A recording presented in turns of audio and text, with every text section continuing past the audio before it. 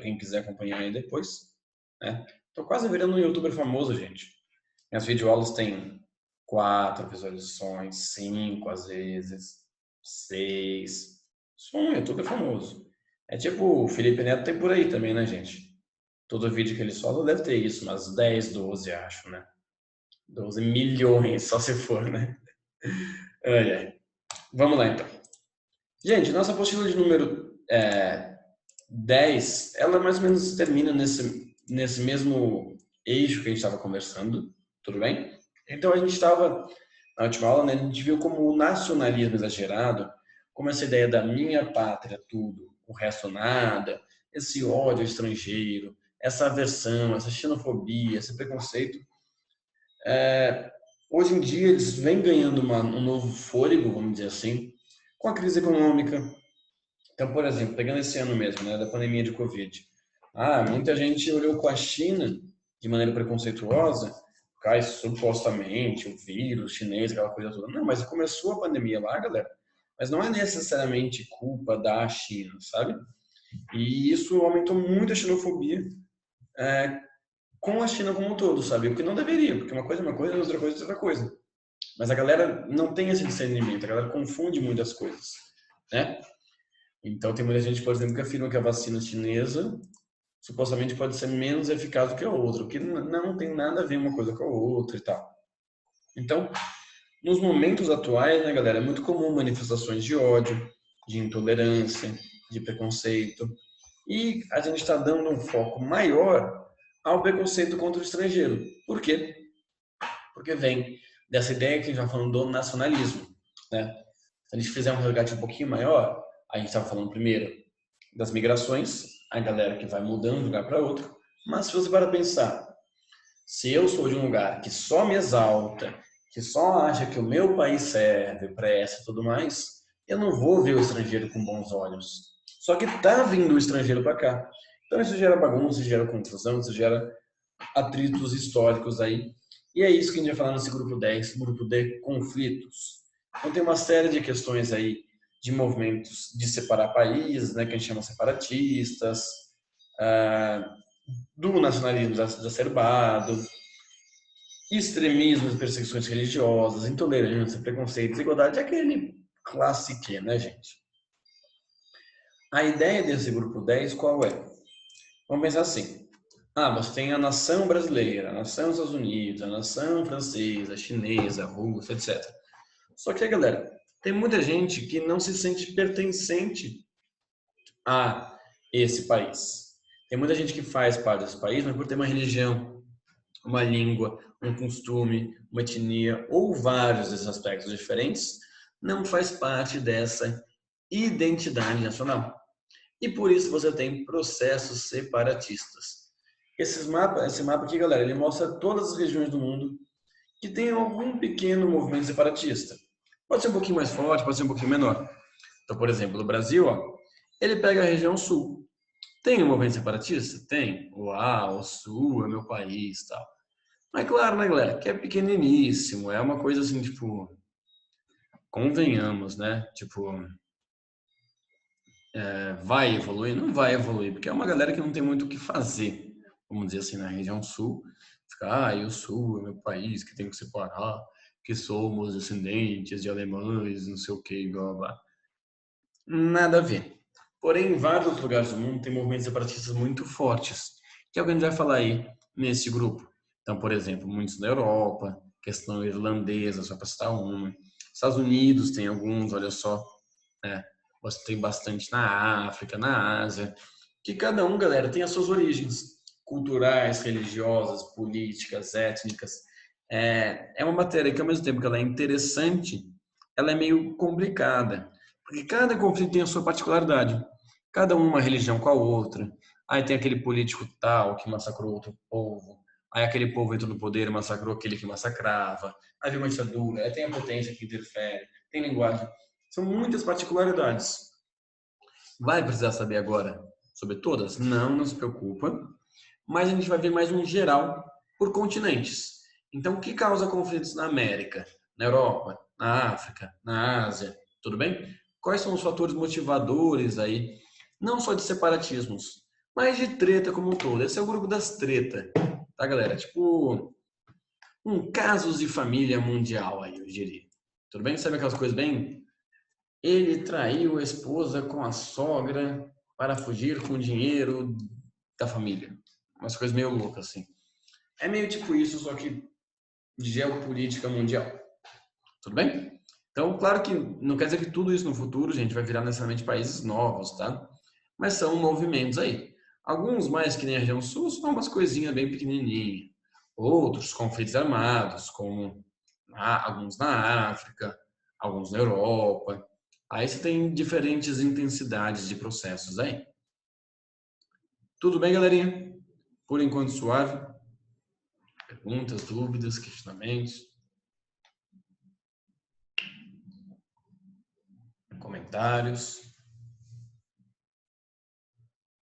Qualquer coisa, vocês vão dando um grito aí. Começando então pelo nosso continente, né, galera? O continente americano. Gente, o que motiva conflitos na América? Você tem uma série de fatores aí. Então vamos pensar, né, na história do nosso continente, né? Primeiro a gente tem que romper um pouco com aquele mito, né, do bom selvagem que a gente fala, né? Aquela ideia de que os indígenas e as civilizações pré-colombianas, né, quem estava aqui antes da chegada do europeu, era todo mundo de boinha, paz e amor, morava no mato, suave, vendo o pôr do sol e as estrelas. Não era bem assim, né, gente? Você tinha uma série de disputas. As principais civilizações pré-colombianas, né, como os maias, os astecas e os incas, dominaram os povos, fizeram massacres, também tinha conflitos entre os povos aqui, né? Só que, claro, que o maior choque aí, de fato, veio com a colonização europeia. Veio quando os europeus aí se direcionaram o continente americano como um todo e causaram uma série de rupturas, né? Então, sei lá no México, onde hoje é o México, América Central, você tinha os astecas, uma civilização até que bem avançada, bem desenvolvida, que foi completamente exterminada pelos espanhóis, por exemplo, né? Lá na América do Norte, você tinha uma série de povos tradicionais, como os Apaches, Sioux, Cheyennes, entre muitos outros aí, que também foram dizimados, assim como os Tupis, os Guaranis aqui da nossa região, né? Então, você tem aí uma colonização europeia que foi destruindo, que foi massacrando, que foi exterminando os habitantes tradicionais, né? E você também tem disputa entre as potências europeias pelos territórios. Então, por exemplo, na fronteira do que hoje é o Brasil, com o Paraguai, com a Argentina e com o Uruguai, Espanha e Portugal brigaram durante muito tempo. E alguma coisa tipo assim, tipo criança brigando pelo doce. Ah, é meu, não, é meu brinquedo. É meu, não, sai. Não, eu vi primeiro, não, mas eu ocupei primeiro. E se tinha essa briga entre França e Inglaterra pelos Estados Unidos e pelo Canadá, entre Inglaterra e Espanha pelo México, as ilhas lá do Caribe, aí entre Holanda. Então as potências também disputaram entre si para ver quais eram os territórios. Tudo bem? Aí, gente, você tem uma mistura muito louca. Qual é? Dependendo do lugar que você está na América, você foi colonizado por um país diferente. Então, a gente, Portugal, boa parte da América Latina, Espanha, alguns pontos, França, Estados Unidos e boa parte do Canadá, Inglaterra, alguns pequenos pontos, Holanda. Então, de acordo com cada região, você tem aí um colonizador diferente. Esse colonizador, ele vai ter um contato com os indígenas de cada lugar e a gente não pode esquecer a migração forçada, a vinda de imigrantes negros trazidos à força, que não foi só para o Brasil, foi para a América como um todo. Muito para os Estados Unidos, muito para a América Central, muitos para outros países latino-americanos. Então, galera, você tem aí essa grande diferença, essa grande diversidade aí. Nos Estados Unidos, então, o mix foi dos habitantes nativos de lá, dos Apaches, por exemplo, com o inglês e o irlandês que vieram colonizar, explorar, e o negro africano, por exemplo. No México, você tem os antigos descendentes dos astecas com os espanhóis, com os negros, e por aí vai por cada país.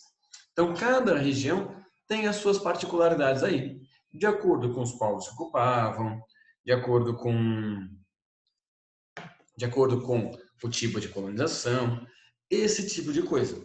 Tudo bem? Ah, qual é o problema aí, né, gente? Por exemplo, no caso do Brasil, então.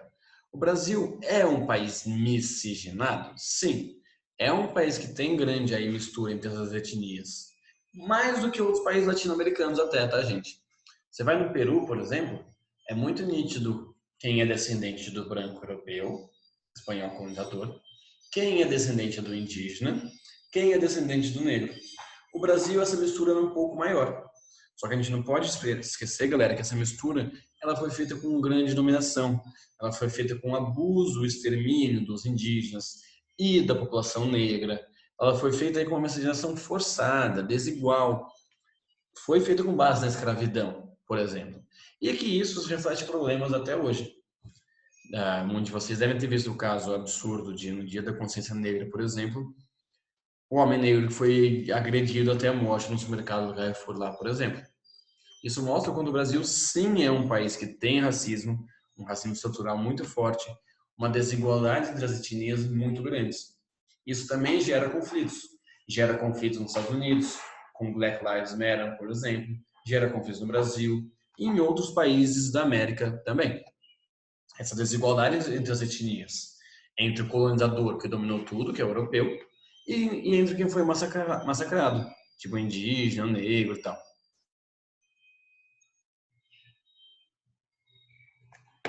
Beleza, gente? Por enquanto, alguma dúvida? Perguntas? Chegaram a ver sobre esse caso? Alguém quer fazer algum comentário?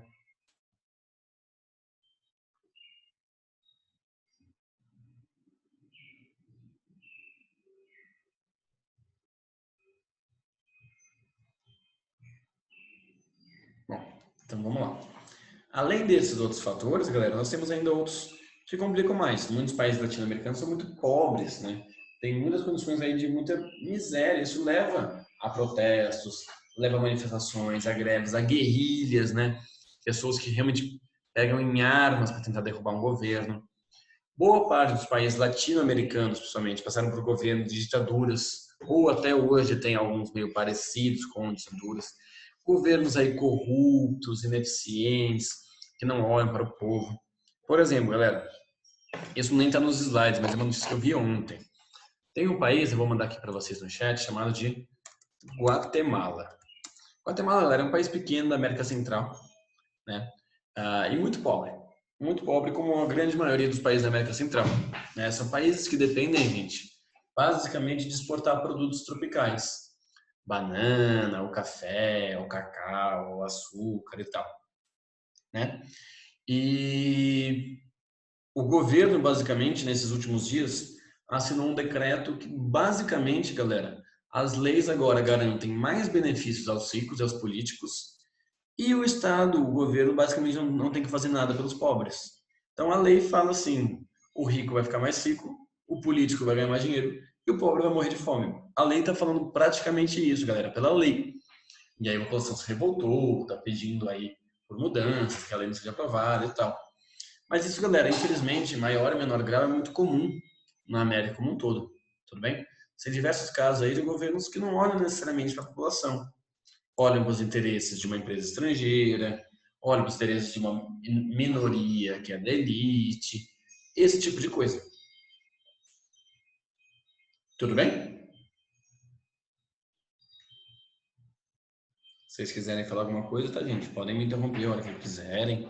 Podem aí lançar dúvidas, se viram sobre algum caso, alguma coisa histórica, se concordam, discordam. Sintam-se à vontade para falar mais.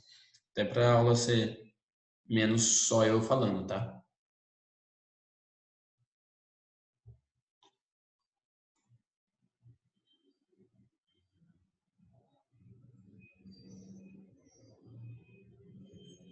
Bom, qualquer coisa, vocês me dão um grito.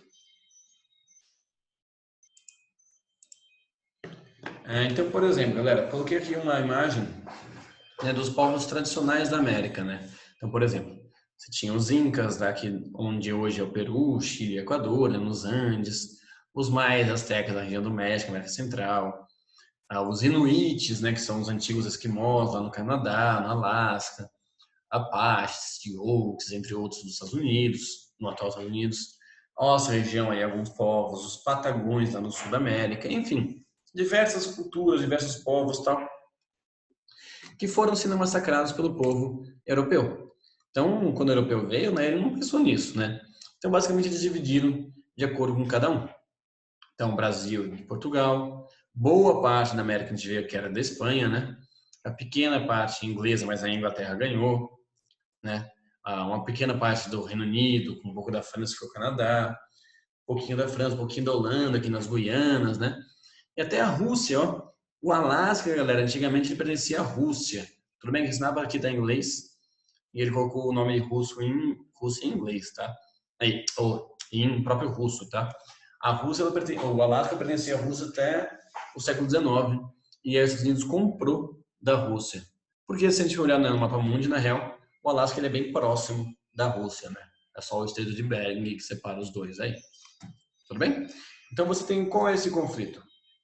Povos tradicionais sendo exterminados pelas potências europeias. Né? Fica nesse vai e volta. Né? Por exemplo, olha que legal esse GIF, né? Não sei se ele vai. Pera. Então, esse GIF ele mostra a evolução política da América Central. O que é de quem, né? Então, primeiro, quase toda a Espanha, um pouquinho da França, um pouquinho do Reino Unido. E aí vai evoluindo. E aí eu vou deixar ele rolando um pouquinho aí para a gente pesar um pouquinho até hoje em dia, né? Então, umas mudanças, umas ilhas bem pequenininhas, né? Mas elas eram interessantes, eram importantes, né? Porque eram ilhas que produziam muito açúcar, que davam riquezas aí às potências.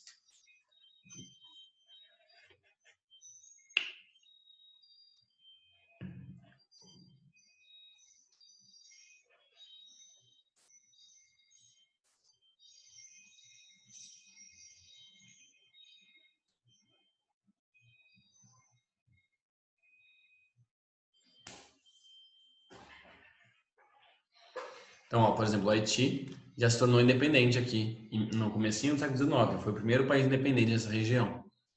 O Haiti é um país aí que passou por um grande processo de fechamento. As potências isolaram ele e por isso o Haiti se tornou um país muito pobre, que até hoje é um país bem pobre.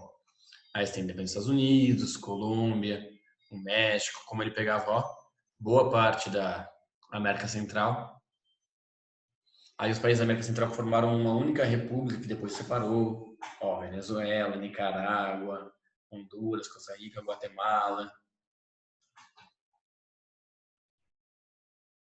El Salvador.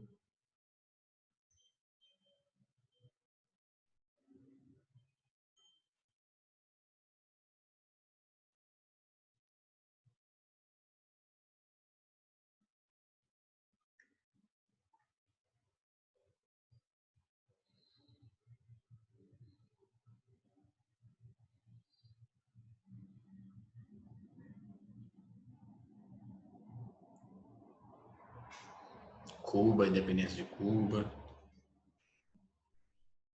Panamá, que aí o canal foi durante muito tempo administrado pelos Estados Unidos, inclusive.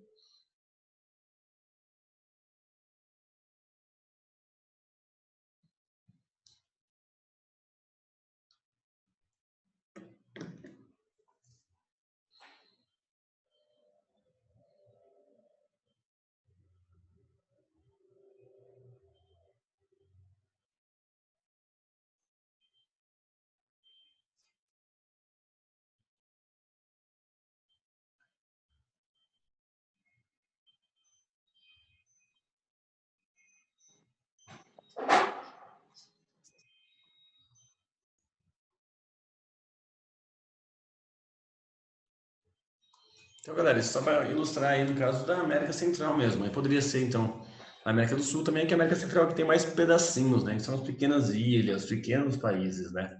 A América do Sul a gente conhece um pouquinho mais. E a América do Norte é só os Estados Unidos, o Canadá e o México, né? Lembrar que o México faz parte da América do Norte, tá?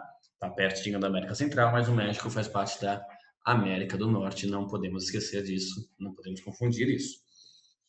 Então, isso tudo, gente, é uma introdução para alguns conflitos que são gerados. Por exemplo, no Canadá.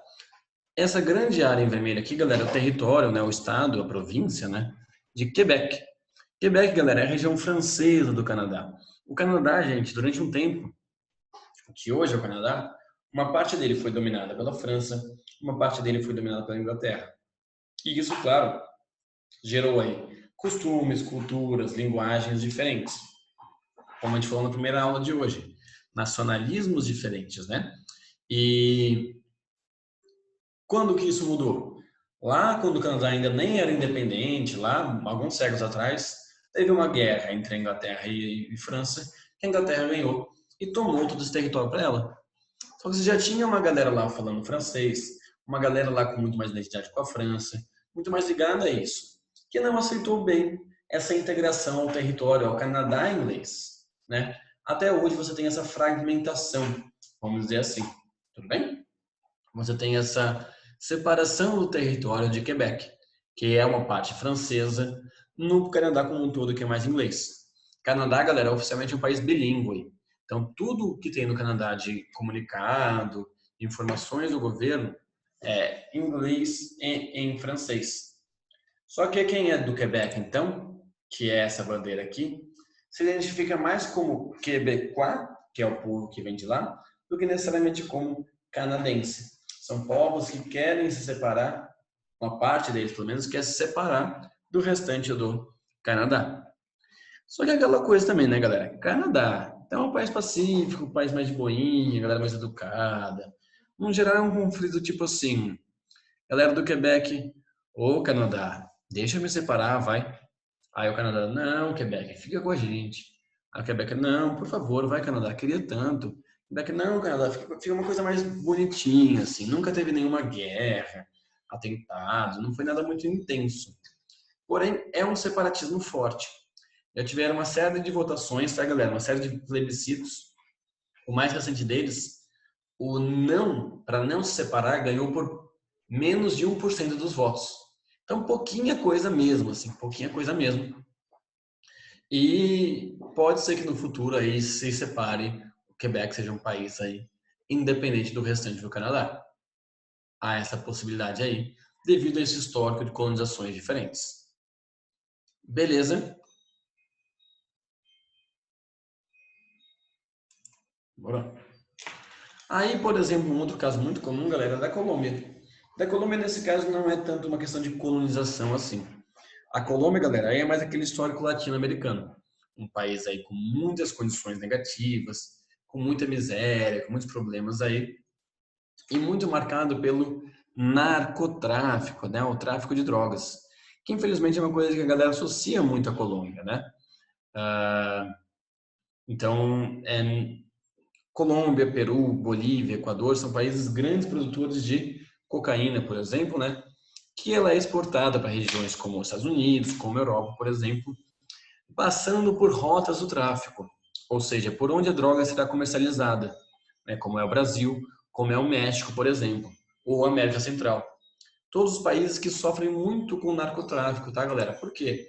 Porque é algo violento, é algo criminoso, é algo que massacra a população local. E quem consome a droga, de maneira geral, é importante dizer, são os países ricos. Estados Unidos, Canadá, países europeus. Tudo bem?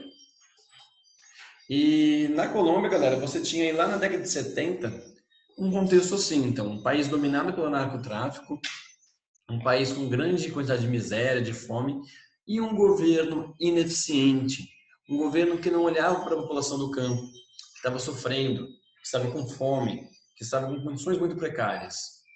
A população começou a se revoltar, começou a criar guerrilhas, ou seja, a galera começou a literalmente pegar em armas e começar a lutar contra o governo, criando as FARC.